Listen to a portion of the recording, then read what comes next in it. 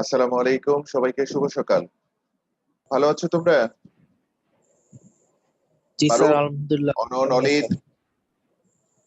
জি sir, জি sir, আলহামদুলিল্লাহ। আলহামদুলিল্লাহ ভালো আছি। স্যার, আপনি কেমন আছেন? হ্যাঁ, আলহামদুলিল্লাহ ভালো আছি। আচ্ছা, আমরা গত ক্লাসে রিভিশন দিয়েছিলাম উৎপাদন ব্যবস্থাপনা ও বিপণন প্রথম পত্রের দ্বিতীয় অধ্যায়ের প্রথম পর্ব ও দ্বিতীয় পর্ব, অর্থাৎ উৎপাদনের উপকরণের প্রথম পর্ব দ্বিতীয় পর্ব। আজকে তৃতীয় এবং চতুর্থ পর্ব আলোচনা হবে। রিভিশন তৃতীয় পর্বে আছে শ্রম দক্ষতা কি, এর উপর প্রভাব বিস্তারকারী উপাদান, শ্রম বিভাগ কি, এর সুবিধা অসুবিধা, সুবিধা ও প্রকারভেদ, মূলধন কি, এর বৈশিষ্ট্য গুরুত্ব, সংগঠন কি, এর বৈশিষ্ট্য গুরুত্ব প্রকারভেদ। তো এই যে প্রথম পর্ব দ্বিতীয় পর্ব তোমরা কে কে পড়েছো? বাসায় রিভিশন দিয়েছো কে কে?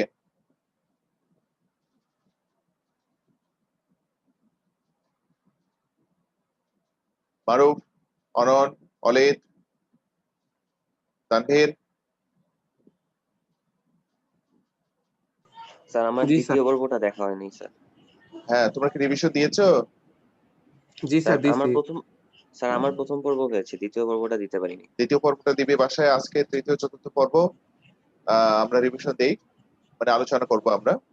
তো আছে যে শ্রম দক্ষতা কি, এর উপর প্রভাব বিস্তারকারী উপাদান। তাহলে প্রথমে আমাদেরকে জানতে হবে শ্রম কাকে বলে। শ্রম বলতে আমরা যখন উৎপাদনের চারটি উপকরণ আলোচনা করি তখনই বলেছি যে শ্রম বলতে শারীরিক ও মানসিক পরিশ্রমকেই বোঝায়। শুধুমাত্র শারীরিক অথবা শুধুমাত্র মানসিক শ্রম দিয়ে আহ কোনো অর্থনৈতিক উপার্জন বা উৎপাদনের কোনো অংশ পরিবর্তন করা যায় না, উৎপাদন করা যায় না। তাহলে অর্থনৈতিক দৃষ্টিকোণ থেকে শ্রম বলতে উৎপাদন কার্যে নিয়োজিত মানুষের শারীরিক ও মানসিক সকল প্রচেষ্টাকে বোঝায়, যা অর্থ উপার্জনের সাথে সম্পৃক্ত। শারীরিক এবং মানসিক দুই শ্রমকেই ব্যবহার করতে হবে। এখন এই শ্রমের ক্ষেত্রে কখনো কখনো শারীরিক পরিশ্রম বেশি হয়, কখনো মানসিক পরিশ্রম বেশি হয় কারো কারো ক্ষেত্রে। তাহলে মানুষের যে শারীরিক ও মানসিক যে কোনো প্রকার আংশিক বা সম্পূর্ণ পরিশ্রম যা অর্থ উপার্জনের জন্য করা হয় এবং যা নিছক আনন্দ দেওয়ার জন্য করা হয় না, তাকে শ্রম বলে। নিছক আনন্দ কেন বলা হয়েছে? যে তুমি ছাদে উঠে দুপুরে খাওয়া দাওয়া করে ছাদে উঠে সারাদিন তুমি কি করলে? দৌড়াদৌড়ি করলে। তাহলে এই সারাদিন তোমার দৌড়াদৌড়ি অথবা বন্ধুদের সাথে খেলাধুলা করা অথবা সাইক্লিং করা, এটা তোমার নিছক আনন্দের জন্য করা। মাঠে গিয়ে খেলাধুলা করলে এটা আনন্দের জন্য করলে, কিন্তু এটি অর্থনীতির সাথে কোনো সম্পৃক্ত নয়। শারীরিক ও মানসিক দুটো পরিশ্রমই হয়েছে। তাহলে যেটা আমাদের অর্থ উপার্জনের সাথে সংশ্লিষ্ট নয়, নিছক আনন্দ তার জন্য হয়েছে, সেটাকে আমরা শ্রম বলবো না অর্থনৈতিক দৃষ্টিকোণ থেকে। ঠিক আছে তো? বুঝতে পারছো? Yes sir. ওকে। তাহলে আমরা শ্রম দক্ষতা কি, যেহেতু শ্রম দক্ষতার কথা বলা হয়েছে এই জন্য আমরা শ্রমটা আগে জানলাম। এরপরে শ্রম দক্ষতা বলতে কি বোঝায়? যে অন্যান্য অবস্থা অপরিবর্তিত রেখে একটি নির্দিষ্ট সময়ে শ্রমিকদের পূর্বের তুলনায় অধিক পরিমাণে পণ্য ও সেবা উৎপাদনের ক্ষমতাই হলো শ্রম দক্ষতা বা শ্রমিকের দক্ষতা। তাহলে শ্রমিক শ্রম দক্ষতা মানে হচ্ছে যে শ্রমিকরা পূর্বে একটি নির্দিষ্ট পরিমাণ শ্রম দিয়ে যে পরিমাণ পণ্য ও সেবা উৎপাদন করে, এই দুটার অনুপাতটাই হচ্ছে শ্রমিকের দক্ষতা বা শ্রম দক্ষতা। এই শ্রম দক্ষতার অনুপাতটা অর্থাৎ ফলাফলটা যত বেশি হবে প্রতিষ্ঠানের জন্য তত ভালো। তার কারণ হচ্ছে যে, যেমন একটা এক্সাম্পল দেই, বরাবরই যেটা সহজ একটু উদাহরণ দেই, সেটা হচ্ছে একজন ব্যক্তি হচ্ছে টাইপ করতে নিশ্চয়ই শারীরিক ও মানসিক পরিশ্রম করতে হয়। তো একজন ব্যক্তি 1 ঘন্টা টাইপ করে হচ্ছে 5 পেজ টাইপ করেছে, 5 পেজ টাইপ করেছে। আর একজন 1 ঘন্টায় 10 পেজ টাইপ করেছে। নিশ্চয়ই যে একই পরিমাণ শ্রম দিয়েছে কিন্তু আউটপুটটা কারো 5 পেজ কারো 10 পেজ। নিশ্চয়ই যার 10 পেজ তার আউটপুট হচ্ছে কি মানে হচ্ছে শ্রম দক্ষতা বেশি, আর যার 5 পেজ হয়েছে তার শ্রম দক্ষতা কম। কি কি বলো, তাই না? জি স্যার। Yes sir. ওকে। তাহলে এটাকে আমরা শ্রম দক্ষতা বলবো। এই আউটপুট যত বেশি হবে আমাদের শ্রম দক্ষতা তত বেশি বলে প্রমাণিত হবে। তো এটি ডিপেন্ড করে, যেমন হচ্ছে যিনি 5 পেজ টাইপ করেছেন আর যিনি 10 পেজ টাইপ করেছেন, নিশ্চয়ই তার দক্ষতার পার্থক্য রয়েছে এখানে, তাই না? দক্ষতার পার্থক্য রয়েছে না? জি স্যার, রয়েছে। আচ্ছা, এই দক্ষতার পার্থক্য হলেই কি আমাদের মজুরির পার্থক্য হবে কি হবে না? বলো তো দেখি। হবে স্যার। হবে, অবশ্যই মজুরির পার্থক্য হবে এখানে। এখন শ্রম দক্ষতার উপর প্রভাব বিস্তারকারী কোন কোন উপাদানগুলো রয়েছে যেগুলো শ্রম দক্ষতাকে প্রভাবিত করে? যেমন হচ্ছে ব্যক্তিগত গুণ, শিক্ষা ও প্রশিক্ষণ, জলবায়ু, শারীরিক, পারিশ্রমিক, কর্মীদের মনোভাব, উপাদানের মিশ্রণ। এগুলো হচ্ছে আমাদের উৎপাদনের প্রভাব বিস্তারকারী উপাদান। আরো আছে কাজের শর্ত, কর্ম পরিবেশ, জীবনযাত্রার মান, ব্যবহৃত যন্ত্রপাতি, শ্রম বিভাগ, নৈতিক চরিত্র। আমরা এগুলো সংক্ষিপ্ত ব্যাখ্যা একটু জানি। ব্যক্তিগত গুণ বলতে কেউ কি বলতে পারবে? ব্যক্তিগত গুণ বলতে কি বোঝায়?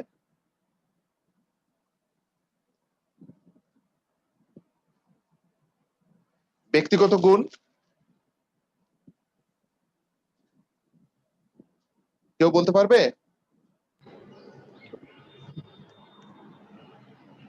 আচ্ছা, ব্যক্তিগত গুণ বলতে একজন শ্রমিক জন্মগতভাবে যে সকল গুণের অধিকারী হয়ে থাকে, একজন শ্রমিক জন্মগতভাবে যে সকল গুণের অধিকারী হয়ে থাকে সেগুলো গুণগুলোকে বলা হয় ব্যক্তিগত গুণ। তোমাদের কাছে ক্লিয়ার কি? যেমন হচ্ছে জন্মগতভাবেই কেউ লম্বা, কেউ খাটো, কেউ মোটা, কেউ শক্তিশালী, কেউ হচ্ছে মানে এরকম আরো কিছু বিষয় রয়েছে, অনেক মেধাবী, এরকম আছে না? বলো তো দেখি। এগুলো হচ্ছে ব্যক্তিগত গুণ। কে কে বুঝেছো? জি স্যার, আমি বুঝেছি। আচ্ছা, তাহলে ব্যক্তিগত গুণ বলতে যদি প্রশ্ন আসে ব্যক্তিগত গুণ বলতে কি বোঝায়? হ্যাঁ বলো। বললাম এক একজনের এক এক ধরনের বিশেষত্ব থাকবে, এটাই তো রাইট, ব্যক্তিগত হ্যাঁ গুণ। হ্যাঁ হ্যাঁ, ব্যক্তিগত গুণ। তাহলে কেউ উঁচা লম্বা নীরব যদি হয়, কেউ লম্বা নীরব, যেমন আমাদের যদি ডিফেন্সে কোনো ব্যক্তিকে নেওয়া হয় সেখানে কি খাটো ব্যক্তিকে নিয়োগ দেওয়া হয়, শর্ট ব্যক্তিকে? না, ওখানে একটা মিনিমাম একটি উচ্চতা আছে, সেই উচ্চতার উপরে উচ্চতাধারী ব্যক্তিদেরকে সেখানে নিয়োগ দেওয়া হয়। তার মানে এগুলো হচ্ছে ব্যক্তিগত গুণ, ঠিক না? কেউ সুন্দর করে কথা বলতে পারে, কেউ সুন্দর করে কথা বলতে পারে না। আবার হচ্ছে যে কেউ উঁচা লম্বা মোটা, তারপর হচ্ছে দেখতে সুন্দর, এরকম আহ কিছু গুণ রয়েছে। মাথায় চুল আছে, কারো মাথায় চুল নাই, এরকম হচ্ছে এগুলো ব্যক্তিগত গুণ। শিক্ষা ও প্রশিক্ষণ, তোমরা জানো যে শিক্ষা হচ্ছে যে আহ আহ হলো যে একটি নির্দিষ্ট সময় কারো অধীনে একাডেমিক যে পড়াশোনাগুলো অর্জন করে থাকে সেগুলো হচ্ছে শিক্ষা। আর প্রশিক্ষণ হচ্ছে প্রাপ্ত শিক্ষার বাস্তব জ্ঞান হচ্ছে প্রশিক্ষণ, অর্থাৎ হাতে কলমে শিক্ষা দান করাই হচ্ছে প্রশিক্ষণ। যে ব্যক্তির শিক্ষা ও প্রশিক্ষণ বেশি রয়েছে সেই ব্যক্তির শ্রম দক্ষতা বেশি, আর যে ব্যক্তির শিক্ষা ও প্রশিক্ষণ কম সেগুলোর শ্রম দক্ষতাও কম হয়ে থাকে। ঠিক আছে, তারপর হচ্ছে জলবায়ু। দেখবে যে জলবায়ু আমাদের শ্রম দক্ষতার উপর প্রভাব বিস্তার করে। যে যেমন হচ্ছে বাংলাদেশের জলবায়ু হচ্ছে নাতিশীতোষ্ণ, এখানে গরমের সময় গরম, অনেক গরম, শীতের সময় অনেক শীত, তাই না? বর্ষার সময় অনেক বর্ষা হয়ে থাকে। তো যার কারণে হয় কি, যখন যে দেশে শীত প্রধান দেশ সেখানকার মানুষগুলো অনেক বেশি পরিশ্রম করতে পারে, কারণ হচ্ছে যে এরা খুব বেশি অনেক পরিশ্রম করেও খুব বেশি টায়ার্ড হয় না। আর যেখানে গরম হচ্ছে দেশ, মানে জলবায়ু অনেক গরম, সেগুলো কি হয়, অল্প একটু পরিশ্রম করে তাদেরকে রেস্ট নিতে হয়, তাই না? তো আলটিমেটলি এরা খুব বেশি পরিশ্রম করতে পারে না। তো যার কারণে হয়েছে কি, যে এই জলবায়ু আমাদের শ্রম দক্ষতার উপর প্রভাব বিস্তার করে। তোমরা কি বুঝতে পারছো? স্যার বুঝতে পারছি। রাইট।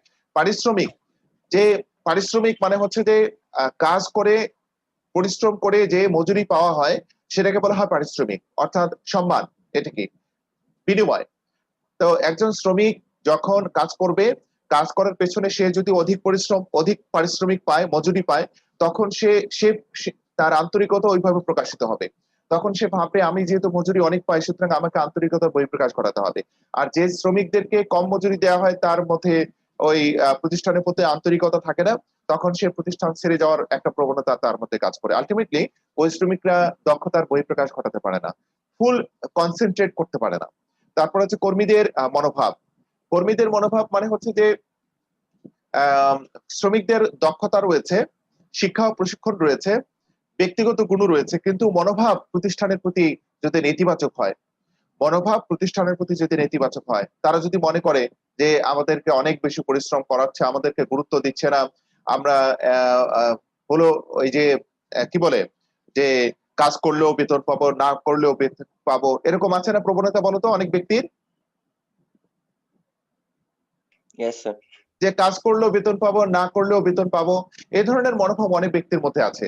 তো এই সকল ব্যক্তিদের দ্বারা ভালো ভালো আউটপুট পাওয়া সম্ভব নয়। তো আলটিমেটলি এই সকল শ্রমিকদের শ্রম দক্ষতার উপর একটা নেতিবাচক প্রভাব পড়ে। উৎপাদন ও উপাদানের মিশ্রণ। উৎপাদনের উপাদান মানে হচ্ছে যে দেখো যে একটি উৎপাদন করতে অনেক ধরনের উপকরণ লাগে, তারপরে উপাদান লাগে। যেমন তোমার উৎপাদন করতে কাঁচামাল লাগবে, উৎপাদন লাগবে, উন্নত কাঁচামাল লাগবে, উন্নত মেশিন লাগবে, উন্নত বা তারপরে পর্যাপ্ত পরিমাণ অর্থের প্রবাহ লাগবে। আবার উৎপাদন করতে অন্যান্য যে সকল মেশিনারিজ লাগে সেগুলোর সাথে সহায়ক অনেকগুলো মেশিনারিজ লাগে। তো এগুলোর কতটা পর্যাপ্ততা রয়েছে, ঠিক আছে? তো সেগুলোর যদি পর্যাপ্ত পরিমাণে থাকে, উন্নত মানের হয়, তাহলে তাদের কর্মীরা কাজ করতে স্বাচ্ছন্দ্য বোধ করবে, কাজ করতে কাজে বাধা সৃষ্টি হবে না, এরা সহজেই কাজ করতে পারবে। তো আলটিমেটলি তাদের উৎপাদন বাড়বে না কমবে বলো তো দেখি? তখন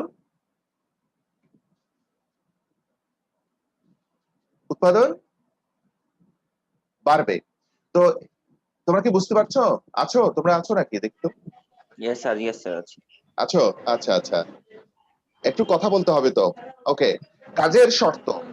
দেখো যে শ্রমিকরা যে কাজ করবে কাজের মধ্যে যদি শর্ত আরোপ করা হয়, শর্ত, এই শর্ত যদি অনুকূল হয় তাহলে কাজ করতে স্বাচ্ছন্দ্য বোধ করবে, অনুকূল হবে।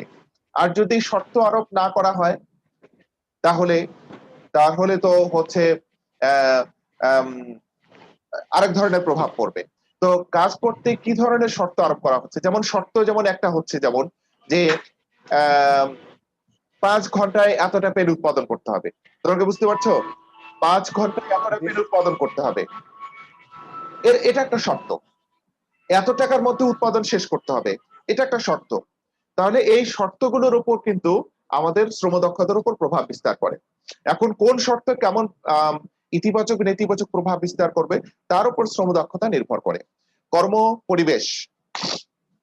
কর্ম পরিবেশ মানে হচ্ছে যে যেখানে শ্রমিকরা কাজ করে তার আশপাশের যে সকল পরিবেশ গড়ে ওঠে বা যে পরিবেশের মধ্যে দিয়ে শ্রমিকদেরকে কাজ করতে হয় সেটাই হচ্ছে কর্ম পরিবেশ।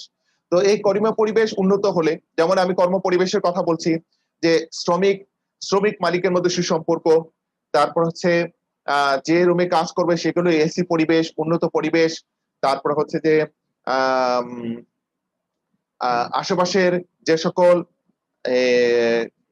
উপকরণ রয়েছে এই উপকরণগুলোর পর্যাপ্ততা, তারপরে হচ্ছে লেআউট বা বিন্যাস, প্রতিষ্ঠান যেখানে যেখানে ওরা কাজ করছে সেখানকার যে উপকরণগুলো রয়েছে এগুলোর বিন্যাস করা, এগুলো হচ্ছে কর্ম পরিবেশ। এটা যত উন্নত হবে শ্রমিকরা কাজ করতে স্বাচ্ছন্দ্য বোধ করবে, এরা এদের হচ্ছে শ্রম দক্ষতা বৃদ্ধি পাবে। জীবনযাত্রার মান উন্নয়ন। শ্রমিকরা কোথায় বসবাস করছে, তাদের জীবনযাত্রার মান কেমন, তার উপর নির্ভর করবে শ্রমিকদের শ্রম দক্ষতা। তোমরা কি বুঝতে পারছো আমার কথা? জি স্যার। একজন শ্রমিক হচ্ছে উন্নত পরিবেশে বসবাস করছে, আর একজন শ্রমিক বস্তিতে বসবাস করছে, তাই না? তো কার জীবনযাত্রার মান ভালো মনে হয় তোমার কাছে? যে বস্তিতে বসবাস করছে নাকি যে হচ্ছে আবাসিক এলাকায় একটা ফ্ল্যাটে বসবাস করছে, তার জীবনযাত্রার মান ভালো মনে হয়? তার যে আবাসিক এলাকায় বসবাস করছে, ফ্ল্যাটে বসবাস করছে। তাহলে নিশ্চয়ই এই ব্যক্তিদের মধ্যে অলওয়েজ মনের মধ্যে একটা সতেজতা কাজ করবে, একটা সুস্থ পরিবেশের মতো বসবাস করবে, এদের জীবনযাত্রার মান উন্নত হবে, একটা ফ্রেশ মনোভাব নিয়ে প্রতিষ্ঠানে কাজ করার মতো মানসিকতা থাকবে, এদের দ্বারা উন্নত আউটপুট পাওয়া সম্ভব। সুতরাং এদের দক্ষতার উপরও কিন্তু জীবনযাত্রার মান নির্ভর করে। ব্যবহৃত যন্ত্রপাতি যদি উন্নত হয় তাহলে অধিক পরিমাণ উৎপাদন করা সম্ভব, আর যদি পুরাতন যন্ত্রপাতি হয় তাহলে উৎপাদনে ব্যাঘাত সৃষ্টি হবে। শ্রম বিভাগ হচ্ছে, দেখো যে শ্রম বিভাগ দক্ষতা বৃদ্ধি করে। যদি প্রতিষ্ঠানের প্রয়োজন মাফিক শ্রম বিভাগ করা হয়ে থাকে তাহলে শ্রমিকদের দক্ষতা বৃদ্ধি পাবে। আর যদি প্রয়োজন মাফিক শ্রম বিভাগ না করা হয়, সবাই সব ধরনের কাজ করছে, একজন উৎপাদনেরও কাজ করছে, বিক্রয়েরও কাজ করছে, ক্রয়েরও কাজ করছে, তাহলে ওই শ্রমিকদেরকে দিয়ে ভালো আউটপুট পাওয়া সম্ভব নয়। এই জন্য কি করতে হবে? শ্রম বিভাগ করতে হবে। যদি শ্রম বিভাগ থাকে তাহলে শ্রমিকদের দক্ষতাও বৃদ্ধি পাবে।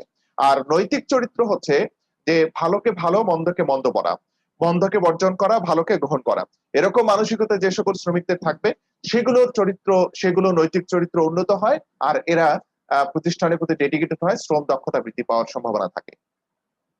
কি তোমরা বুঝতে পারছো আমার কথা? জি স্যার। ওকে, কার কোনো প্রশ্ন আছে এই জায়গাগুলোতে?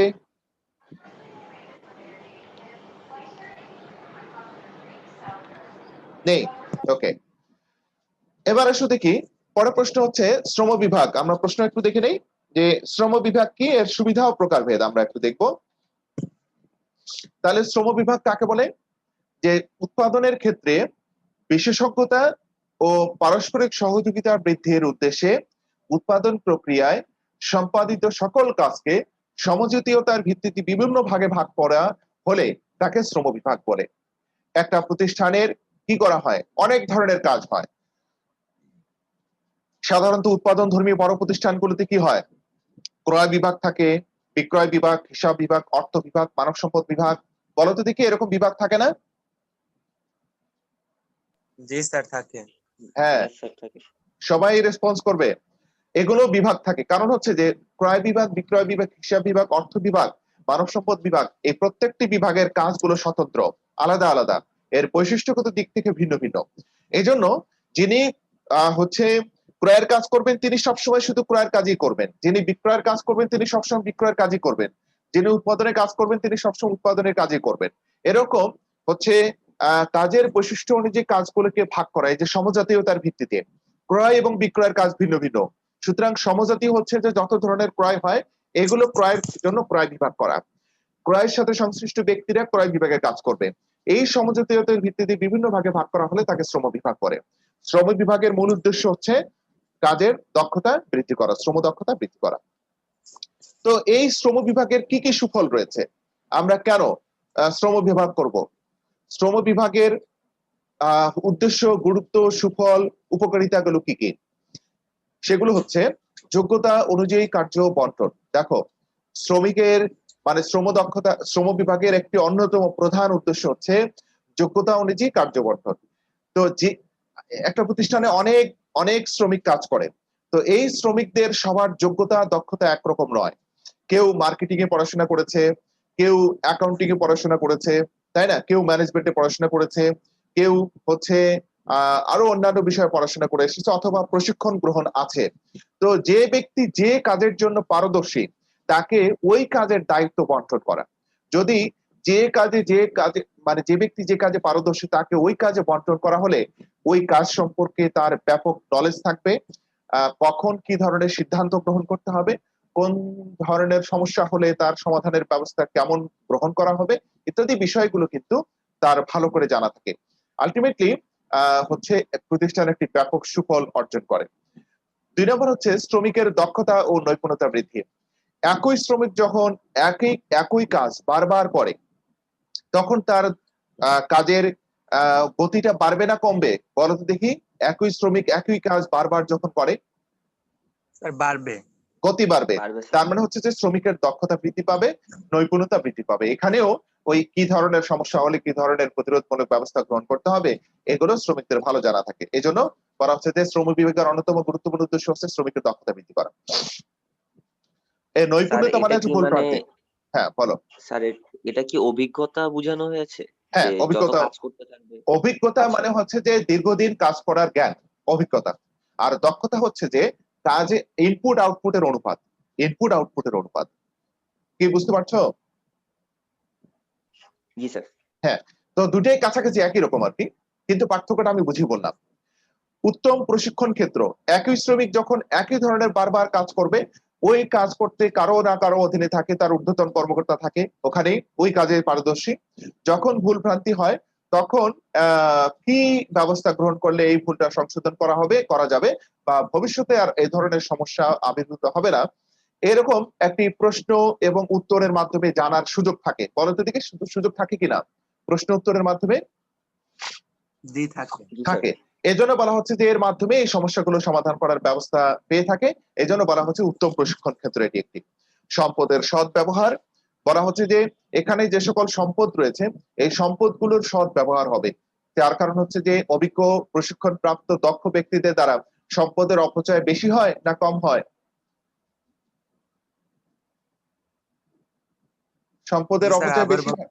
অভিজ্ঞ দক্ষ প্রশিক্ষণ প্রাপ্ত ব্যক্তিদের দ্বারা সম্পদের অপচয়কে বেশি হয় না কম হয়? স্যার কম হয়। কম হয়। কম। বলতে গেলে হয়ই না। তাহলে আলটিমেটলি যে সকল সম্পদ রয়েছে সম্পদগুলোর সৎ ব্যবহার হবে। কি কি সম্পদ রয়েছে? যন্ত্রপাতি কি একটি সম্পদ না? বলো তো দেখি। জি স্যার।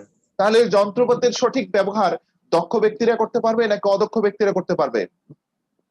অবশ্যই দক্ষ ব্যক্তিরা। অবশ্যই দক্ষ ব্যক্তিরা করতে পারবে। তাহলে আমরা বলতে পারি যে সম্পদের সদ্ব্যবহার সম্ভব হয় শ্রম বিভাগের মাধ্যমে।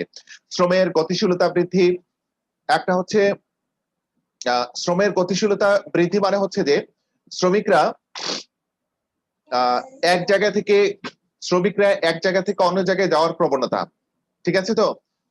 শ্রমের গতিশীলতা, শ্রমের গতিশীলতা মানে শ্রম গতিশীলতা, শ্রম গতিশীলতাই তো বলে ওটাকে।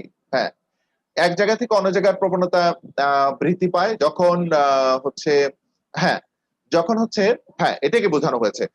ধরে নাও যে শ্রমিকরা যে কাজে পারদর্শী, যে প্রতিষ্ঠানের, ধরে নাও যে গার্মেন্টস এর একটা ক্রয় বিভাগে কাজ করেছে, আচ্ছা বলো দেখি সে গিয়ে হচ্ছে জুট মিলে গিয়ে ক্রয় বিভাগে কাজ করতে পারবে না সেম অভিজ্ঞতা কাজে লাগিয়ে?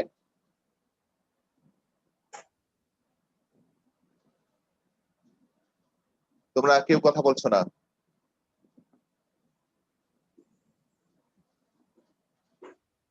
এটা হলে মারুফ, জি স্যার। মারুফ শুনতে পাচ্ছ? Maruf, Tanvir, Anan, yes sir. Yes sir, শুনতে পারতেছি।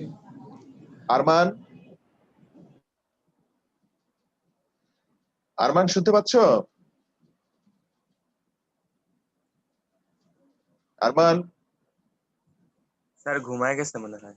ঘুমাই গেছে হয়তো, হয়তো বা ঘুমিয়ে গিয়েছে, অথবা বাজার করতে গিয়েছে হয়তো, কি বলো? আচ্ছা, সময়ের সদ্ব্যবহার হবে, শ্রমিকের মজুরি বৃদ্ধি পায়, অর্থাৎ এই যে যখন দক্ষতা বৃদ্ধি পায়, দক্ষতার দক্ষতার মূল্য হিসেবে মজুরি বৃদ্ধি পায়।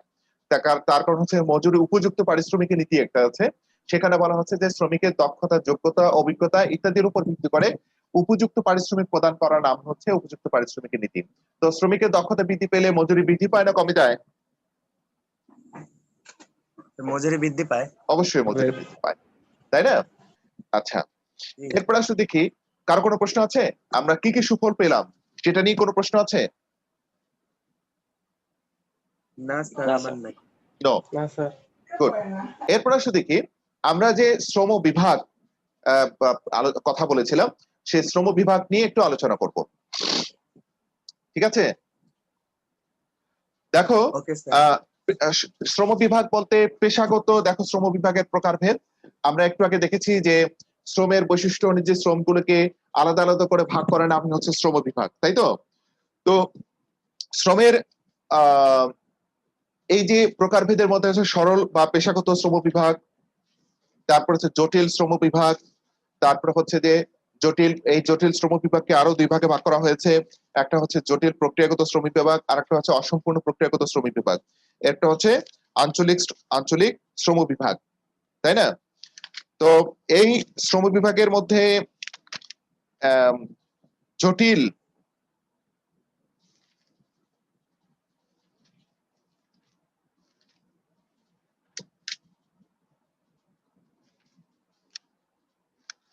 সরল, প্রথমটা হচ্ছে সরল বা পেশাগত শ্রম বিভাগ। বলছে বিভিন্ন ব্যক্তি যখন বিভিন্ন স্বতন্ত্র পেশা নিয়োজিত হয় তখন তাকে সরল শ্রম বিভাগ বলা হয়। স্বতন্ত্র পেশা বলতে স্বতন্ত্র পেশা যেমন উকিল, সৈনিক, নাবিল, কর্মকার, আছে না এরকম? তারপরে হচ্ছে একজন একজন কৃষক, তাঁতি, যিনি কাপড় তৈরি করেন, এই ঠিক না বলো তো দেখি? যিনি শুরু করবেন শেষও করবেন উনি, একজন শুরু করেন উনি শেষ করেন যে কাজটার মাধ্যমে, যে কাজটা, সেই পেশাগুলো, সেই শ্রম বিভাগকে বলা হয় সরল বা পেশাগত শ্রম বিভাগ। তোমরা কি বুঝতে পারছো আমার কথা? জি স্যার। আমি আবার বলছি যে বিভিন্ন ব্যক্তি যখন বিভিন্ন স্বতন্ত্র পেশায় নিয়োজিত থাকে তখন তাকে সরল শ্রম বিভাগ বলে, ঠিক আছে? এই শ্রম বিভাগগুলোতে যে ব্যক্তি যে কাজ শুরু করেন ওই ব্যক্তি শেষ করেন। বুঝলা আমার কথা? বুঝলা? জি স্যার, বুঝছি। হ্যাঁ, যেমন হচ্ছে কোন একটা মামলা, যে উকিলের কাছে তুমি যাবে ওই উকিল শুরু থেকে একেবারে মামলা ঢিসমিস না হওয়া পর্যন্ত ওই উকিলে কিন্তু কাজ করেন। একটা, যিনি কৃষক তিনি একেবারেই জমি চাষ থেকে শুরু করে একেবারে ফসল উঠানো পর্যন্ত সমস্ত কাজ তিনিই কিন্তু করেন। এই ঠিক কিনা বলতো? ঠিক ঠিক। রাইট। এই পেশাগুলোকে বলা হয় সরল বা পেশাগত শ্রম বিভাগ। আর জটিল শ্রম বিভাগ নিশ্চয়ই তাহলে একই ব্যক্তি শুরু করেন, যে ব্যক্তি শুরু করেন সেই ব্যক্তি শেষ করেন না, যে ব্যক্তি শুরু করেন সেই ব্যক্তি শেষ করেন না। এবার তাহলে আসুক, তাহলে কি? একটি পরিপূর্ণ পণ্য উৎপাদনের জন্য প্রয়োজনীয় নানান কাজ বিভিন্ন ব্যক্তির উপর অর্পণ করাকে জটিল শ্রম বিভাগ বলা হয়। বিভিন্ন ব্যক্তির উপর অর্পণ করা হয় আমাদের জটিল শ্রম বিভাগে, আর সরল শ্রম বিভাগে বিভিন্ন ব্যক্তির উপর অর্পণ করা হয় না। তাহলে বিভিন্ন ব্যক্তির উপর অর্পণ করা হয়, তাহলে সেই শ্রম বিভাগকে বলা হয় জটিল শ্রম বিভাগ। এরূপ শ্রম বিভাগের আওতায় একজন শ্রমিক বা একটি বিভাগ একটি পরিপূর্ণ পণ্যের অংশবিশেষ মাত্র তৈরি করে। তাহলে বর্তমান বিশ্বে অধিকাংশ শিল্প প্রতিষ্ঠানে জটিল শ্রম বিভাগ অনুসরণ করা হয়। জটিল শ্রম বিভাগকে আবার হচ্ছে এই দুইটি ভাগে ভাগ করা হয়েছে, জটিল প্রক্রিয়াগত শ্রম বিভাগ, অসম্পূর্ণ প্রক্রিয়াগত শ্রম বিভাগ। একটা জটিল প্রক্রিয়াগত শ্রম বিভাগ কি, আমি একটু বই দেখে বলতেছি তোমাদেরকে। কোন একটি পণ্য উৎপাদনের সাথে জড়িত সামগ্রিক কাজকে বিভিন্ন প্রক্রিয়ায় বিভক্ত করে শ্রম বিভাগ করা হলে তাকে সম্পূর্ণ প্রক্রিয়াগত শ্রম বিভাগ বলা হয়। কোন একটি পণ্য উৎপাদনের সাথে যতগুলো কাজগুলো জড়িত, যেমন একটা ধরো একটা শার্টের যদি কথা বলা হয়, একটি শার্ট, এই শার্টের কথাই চিন্তা করো, কেউ মেজারমেন্ট নেন, তাই না? কেউ মেজারমেন্ট নেয়, আরে কারসরটা কোথায় গেল, কেউ মেজারমেন্ট নিয়ে থাকে, কেউ হচ্ছে কাপড় কাটে, কেউ সেলাই করে, তারপরে হচ্ছে যে কেউ বোতাম লাগায়, কেউ ক্যালেন্ডার করে, কেউ প্যাকিং করে। তার মানে হচ্ছে যে কাজটা ওখানেই শেষ হচ্ছে, কিন্তু কাজগুলোকে বিভিন্ন ভাগে ভাগ করা হয়েছে, আলটিমেটলি একটি পরিপূর্ণ পণ্যে রূপান্তরিত হবে। এটি হচ্ছে জটিল প্রক্রিয়াগত শ্রম বিভাগ, অর্থাৎ এখানে সম্পূর্ণ হবে। দেখো নিচেরটা দিয়ে অসম্পূর্ণ আর উপরেরটা কিন্তু সম্পূর্ণ। আমার কথা বুঝছো? জি স্যার। কে কে বুঝেছো?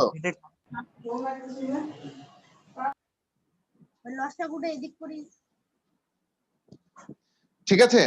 আর অসম্পূর্ণ প্রক্রিয়াগত শ্রম বিভাগ কি, যখন কোন দ্রব্যের উৎপাদন প্রক্রিয়াকে বিভিন্ন স্তরে বিভক্ত করে প্রতিটি স্তরে বিভিন্ন শ্রমিক নিয়োগ করা হয় এবং কোন স্তরে উৎপাদন সম্পূর্ণ হয় না, তখন তাকে অসম্পূর্ণ প্রক্রিয়াগত শ্রম বিভাগ বলা হয়। এরপরে হচ্ছে আঞ্চলিক শ্রম বিভাগ কি, অঞ্চল, যেমন ধরো বরিশাল অঞ্চল, তারপর হচ্ছে পাহাড়ি অঞ্চল, তারপরে উত্তরাঞ্চল, তারপর হচ্ছে উপকূলীয় অঞ্চল। এই অঞ্চলগুলোর জন্য বিভিন্ন সুবিধাগত দিক থেকে আমাদের বিভিন্ন ভাগে ভাগ করা হয়। তো এই ভাগগুলো হচ্ছে আঞ্চলিক শ্রম বিভাগ। বুঝতে পারছো? যেমন বরিশালে আমাদের বেশি মাছ পাওয়া যায়, চাঁদপুরে ইলিশ মাছ পাওয়া যায়, পাহাড়ি অঞ্চলে জুম চাষ হয়, তারপর হচ্ছে যে চায়ের চাষ হয়, চা বাগান হয়, তারপরে মানে ইত্যাদি কাঁচামাল, শ্রমিক, অন্যান্য উপকরণ প্রাপ্তির সুবিধার উপর ভিত্তি করে বিভিন্ন অঞ্চল ভিত্তিক শ্রম বিভাগ তৈরি করা হয়ে থাকে। তাহলে এই শ্রম বিভাগকে বলা হয় কি করে বলো তো দেখি, আঞ্চলিক শ্রম বিভাগ।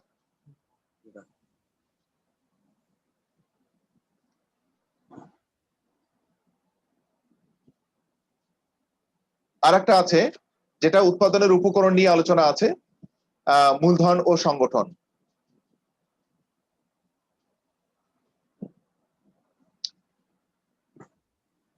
মূলধন কাকে বলে? যে সম্পদ কোনো আয় সৃষ্টি করে অথবা উপার্জনে সহায়তা করে তাই হচ্ছে মূলধন। যে সম্পদ কোনো আয় সৃষ্টি করে অথবা উপার্জনে সহায়তা করে তাই হচ্ছে মূলধন। এই জন্য বরাবর প্রশ্ন করা হয় যে তোমার পকেটে যে টাকা আছে সেই টাকাটা কি মূলধন, বলো তো দেখি অনন। না স্যার। তোমার বাবা পকেটে যে টাকা দিয়েছে চাল কেনা, কেনার জন্য, চা নাস্তা খাওয়ার জন্য, অথবা বন্ধুদের সাথে আড্ডা দেওয়ার জন্য, অথবা রিক্সা ভাড়ার জন্য, সে টাকা কি মূলধন? না স্যার। না। এই জন্য একটা প্রশ্ন আছে, সকল অর্থই কি মূলধন? এই প্রশ্নের উত্তর করে নেবে যে সকল অর্থই মূলধন নয়, কিন্তু সকল মূলধন, ঠিক আছে। তো অর্থের যে অংশটুকু পুনরায় উৎপাদন কাজে ব্যবহার করা হয় সেই অর্থটুকুই বলা হবে, সেই অর্থটুকুকে মূলধন হিসেবে বিবেচনা করা হবে। তাহলে যে সম্পদ কোনো আয় সৃষ্টি করা অথবা উপার্জনে ব্যবহার করা হয় তাই হচ্ছে মূলধন। তাহলে ব্যবসা বাণিজ্যে আয় উপার্জন ব্যবহৃত এমন অর্থ সম্পদকে সাধারণত মূলধন বা পুঁজি বলা হয়ে থাকে। ক্লিয়ার তোমাদের কাছে? তো মূলধনের, হ্যাঁ, মূলধনের বৈশিষ্ট্যগুলো একটু পড়তে হবে। মূলধন কি করে? হলো উৎপাদনের উৎপাদিত উপাদান, অর্থাৎ ভূমি এবং শ্রমকে কাজে লাগিয়ে, আমরা প্রথম দিনই বলেছিলাম ভূমি ও শ্রমকে কাজে লাগিয়ে যা উৎপাদন করা হয় তার যে অংশটুকু পুনরায় উৎপাদনের ক্ষেত্রে ব্যবহার করা হবে সেটাই হচ্ছে মূলধন। তার মূলধন অতীত শ্রমের ফল। অতীতে শ্রম এবং ভূমি ব্যবহার করে যা উৎপাদন করা হয় একটি নির্দিষ্ট সময় পর সাথে সাথে ফলাফল পাওয়া যায় না, এর পরে অনেকদিন পরে এগুলো যখন হচ্ছে বড় হয় বা হচ্ছে যে এটার ইতিবাচক ফলাফল পুনরায় সেটাই ব্যবহার করা হয় আবার উৎপাদনের ক্ষেত্রে, তখন সেটাকে আমরা মূলধন হিসেবে বিবেচনা করি। আর এটি আমাদের অতীত শ্রমের ফল হিসেবে বিবেচনা করা হয়। মূলধনের সঞ্চয়ের ফল, কারণ হচ্ছে যে মানুষ আয় করে, আয়ের পুরোটা অংশ ভোগ করে না, একটি নির্দিষ্ট অংশ ভোগ করে। তো ভোগের যে হচ্ছে আয়ের যে অংশটুকু ভোগ করা হয় না সেটি সঞ্চয় করা হয়, আর এই সঞ্চয়ের ফলে কি হয়? মূলধন সৃষ্টি হয়, যা পরবর্তীতে বিনিয়োগ করা হয়ে থাকে। মূলধনের উৎপাদন ব্যয় বিবেচনার যোগ্য, কারণ হচ্ছে যে যিনি মূলধন সরবরাহ করেন, বড় থেকে মূলধন সরবরাহ করেন তিনি কি পান? সুদ পান। যিনি মূলধন সরবরাহ করেন তিনি কি পান? সুদ। সুদ পায়। আচ্ছা, তাহলে এই সুদটাও হচ্ছে আমাদের মূলধনের ব্যয়। মূলধন উৎপাদনশীল, মানে হচ্ছে যে পুনরায় উৎপাদন করার ক্ষমতা রাখবে, পুনরায় উৎপাদন করার ক্ষমতা থাকবে, টাকা দিয়ে টাকা তৈরি হবে। এটা হচ্ছে এই জন্য বলা হচ্ছে মূলধন উৎপাদনশীল। মূলধন অস্থায়ী, মূলধন অস্থায়ী মানে হচ্ছে যে এই আছে এই নাই, এরকম ক্ষণস্থায়ী একটা বিষয়। এগুলো একটা সময় ধ্বংস হয়ে যায়, যেমন যন্ত্রপাতি একটা ক্ষয় হতে হতে এটি কি হয়ে যায়? নিঃশেষ হয়ে যায়। ধ্বংস হয়ে যায় না বলতে দেখি? মূলধন, যন্ত্রপাতি তোমার প্রতিষ্ঠানের কাছে যদি মূলধন হয় তো এটি ক্ষয় আছে কিনা? আছে স্যার। আছে। একটা সময় এটি পরিবর্তন করতে হয় কি হয় না? পরিবর্তন করতে হয়। এই জন্য বলা হচ্ছে মূলধন অস্থায়ী, অর্থাৎ একসময় ধ্বংস হয়ে যাবে। মূলধন বিভিন্ন বস্তুর জটিল সমষ্টি। বিভিন্ন বস্তুর জটিল সমষ্টি মানে হচ্ছে যে যন্ত্রপাতি বলো, অর্থ টাকা পয়সা বলো, সবকিছুই অনেক কিছু উপাদানের সমন্বয়ে গড়ে ওঠে। মূলধন ভবিষ্যৎ আয়ের একটি উৎস, অর্থাৎ এই মূলধন ব্যবহার করে আমরা ভবিষ্যতে আয় করতে পারি। এখন মূলধনের ইয়াটুকু পড়বে, সুবিধাটুকু পড়বে, গুরুত্বটুকু পড়বে। এখন আমরা একটু সংগঠন নিয়ে আলোচনা করবো, সময় যেহেতু কম একটু, 3 মিনিট 4 মিনিট আছে। তো নির্দিষ্ট উদ্দেশ্য সাধনের জন্য উৎপাদনের উপাদানগুলোকে একত্রিত করে এদের মধ্যে সামঞ্জস্যপূর্ণ সমন্বয় বিধানপূর্বক কোনো প্রতিষ্ঠান গঠন, পরিচালনা, নিয়ন্ত্রণের কাজকে সংগঠন বলা হয়। তাহলে আমরা কি দেখলাম? যে উৎপাদনের 4টি উপকরণ রয়েছে, যার প্রথম তিনটি উপকরণকে একত্রিতকরণ করার কাজটা সংগঠন করে থাকে, অর্থাৎ ভূমি, শ্রম, মূলধনকে। তার কারণ হচ্ছে ভূমি বলতে জলবায়ু, আবহাওয়া, নদ নদী, খাল বিল, পাহাড় পর্বত, সূর্যালোক, তারপর হচ্ছে যে মাটি, তাই না? এগুলো হচ্ছে ভূমির মধ্যে পড়ে। তারপরে শ্রমিকরা বিভিন্ন জায়গায় রয়েছে, জমি চাষ করতে, ফসল ফলাতে, এগুলো বিভিন্ন কাজ করতে গেলে আমাদের শ্রমিক লাগবে, কিন্তু শ্রমিকদেরকে বিভিন্ন জায়গায় রয়েছে, এদেরকে নিয়োগ দিতে হবে। মূলধন বিভিন্ন ব্যাংকে আছে, আত্মীয় স্বজনের কাছ থেকে রয়েছে, বিভিন্ন সম্পদ বিক্রি করে সংগ্রহ করা হতে পারে, এগুলোকে একত্রিতকরণ করতে হবে। একত্রিতকরণ করার পরেই এই সংগঠনের কাজ শুরু হয়, অর্থাৎ সংগঠন কি করে? এই 3টি উপকরণকে গতিশীল করে, সচল করে। আবার প্রতিষ্ঠানের যে সকল কাজ রয়েছে এই কাজগুলোর কাজের বৈশিষ্ট্য অনুযায়ী বিভিন্ন ভাগে ভাগ করা, দায়িত্ব কর্তব্য নির্ধারণ করা এবং যোগ্য ব্যক্তির উপর সেই কাজ অর্পণ করার নামও কিন্তু আমাদের সংগঠনের মধ্যে পড়ে। ঠিক আছে? ক্লিয়ার? সংগঠন বলতে কি বোঝায়? ওকে। এখন এই সংগঠনে কি বৈশিষ্ট্য পায়? আচ্ছা, যিনি সংগঠনের মালিক তিনি কি পান বলো তো দেখি? মুনাফা পায়, রাইট। ভূমি খাজনা, ভূমির মালিক খাজনা পায়। যিনি শ্রম দেন তিনি শ্রমের মালিক, তিনি কি পান? মজুরি পান। যিনি মূলধন সরবরাহ করেন তিনি সুদ পান, আর যিনি সংগঠনের মালিক তিনি মুনাফা পান, রাইট। এখন এই সংগঠনের বৈশিষ্ট্য কি পাই? সুনির্দিষ্ট উদ্দেশ্য থাকবে। ব্যবসার সংগঠনের মূল উদ্দেশ্য, অবশ্যই ব্যবসায়িক সংগঠন যদি হয় এর মূল উদ্দেশ্য কি হবে? মুনাফা অর্জন হবে। ব্যবসার মূল উদ্দেশ্য মুনাফা অর্জন হবে।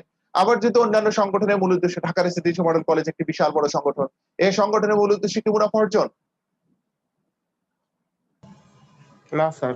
না, নাকি একজন ভালো মানুষ হিসেবে প্রতিষ্ঠানে তৈরি করা, ছাত্রদেরকে ভালো মানুষ তৈরি করা, একটা ভালো রেজাল্ট করা। তারপর উপাদানগুলো সমন্বয় করা হয়, ভূমি, শ্রম, মূলধন এছাড়া অন্যান্য যে সকল উপকরণ রয়েছে এগুলোকে সমন্বয় করা হয়ে থাকে। শ্রম বিভাজন করা হয়ে থাকে, দায় দায়িত্ব বন্টন করা হয়, পারস্পরিক সম্পর্ক নির্ধারণ করা হয়, সমন্বিত প্রচেষ্টা চালানো হয়।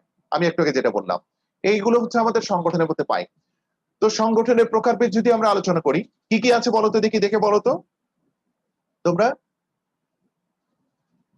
স্যার এক মালিকানা সংগঠন, অংশীদারি সংগঠন, যৌথ মূলধনী সংগঠন, সমবায় সংগঠন আর রাষ্ট্রীয় সংগঠন। রাষ্ট্রীয় সংগঠন, এক মালিকানা অংশীদারি, যৌথ মূলধনী, সমবায়, রাষ্ট্রীয়, এগুলো হচ্ছে মালিকানার ভিত্তিতে ব্যবসা সংগঠন।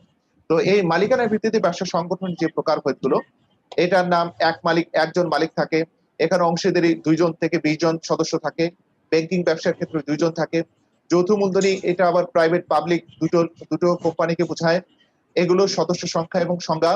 সমবায় সংগঠন কাকে বলে, রাষ্ট্রীয় সংগঠন কাকে বলে, এগুলো পড়তে পারবে না বাসায়? জি স্যার, হ্যাঁ, পারবো। তাহলে এখন কথা হচ্ছে যে বাসায় তোমাদেরকে পড়তে হবে, বাসায় পড়তে হবে।